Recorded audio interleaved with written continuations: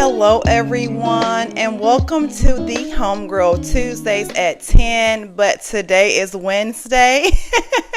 And so I'm happy to be consistent and get back on here. Yesterday I had some technical difficulties with my phone, and I don't know what was going on and what was the atmosphere of yesterday, but it was not allowing me to record. So here I am on Wednesday, and because I'm dedicated to making sure that you have what you need to be an informed and educated buyer going into 2025. Okay. And yesterday was kind of an interesting day for me, right? I was having some issues with my investment property. We're actually falling out of contract. I was trying to sell it, but we're actually falling out of contract on that home today. And it just really gave me a really good point, and a confirmation that I should keep doing these videos for you all, because the more you know about what you're doing, the better off you will be in the long run. And like, I've been investing for 3 years now, but I did not expect this particular property to behave the way that it has.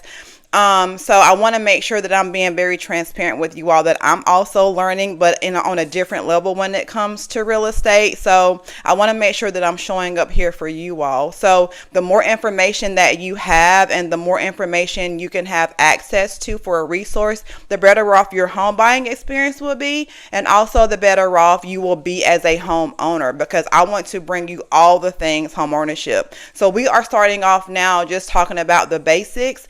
And now we're getting to more of the financing piece.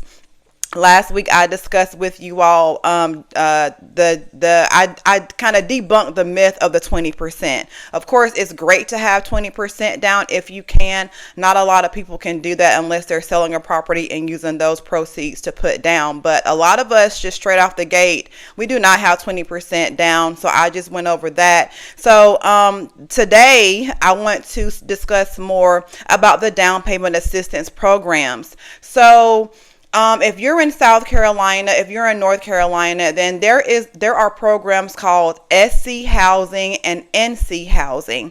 Just recently for South Carolina, the down payment assistance portion has actually increased to $10,000. So that means you can receive up to $10,000 in down payment assistance for your first home. Okay.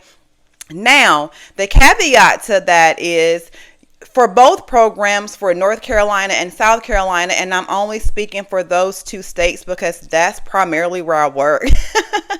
If you want more information, definitely get with the lender and vet your lenders, and we'll kind of have that conversation later. But at any rate, in North Carolina and South Carolina, you have to have a 640 credit score. So that's the caveat to that. So you can get the down payment assistance, but you have to have a 640 credit score in order for you to qualify. Okay. Secondly, with the down payment assistance programs, it serves as a second lien on your mortgage. So that means if you purchase a home for $200,000 and you get $7,000 in down payment assistance, if you were to ever sell that home, you have to pay back that $7,000.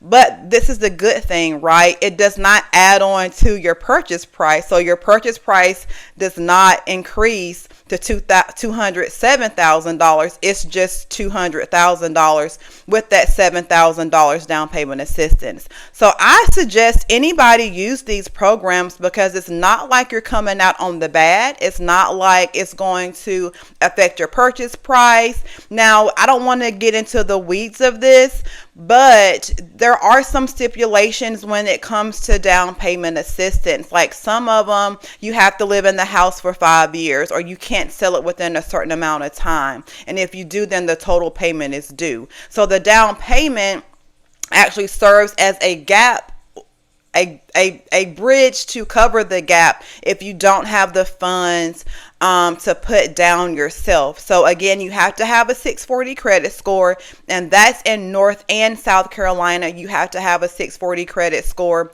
and it actually serves as a second lien or a second mortgage on your property. So if you were to ever sell that, you do have to pay back that down payment assistance that you actually received. But hey, if you got to do it, you got to do it. And the goal is just to get in a home. The goal is just to secure the property. So now you can actually be in the game, and now it becomes a chess game versus a checker game to make sure that you're winning and bridging the gap in home ownership. So we want everyone to get on board. I actually just had a closing.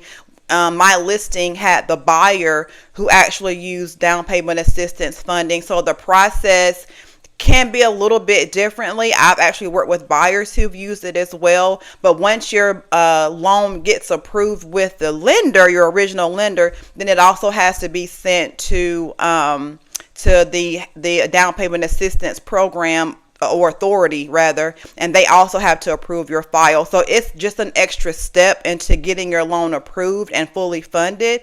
But hey, like I just saw someone post where their buyer only had to bring like $1,500 down because they used down payment assistance. So yeah, it's definitely a plus. It's definitely a value. And if you can achieve a 640 credit score, you have access to those down payment funds. So really quick before I go, that covers what I was going to discuss today.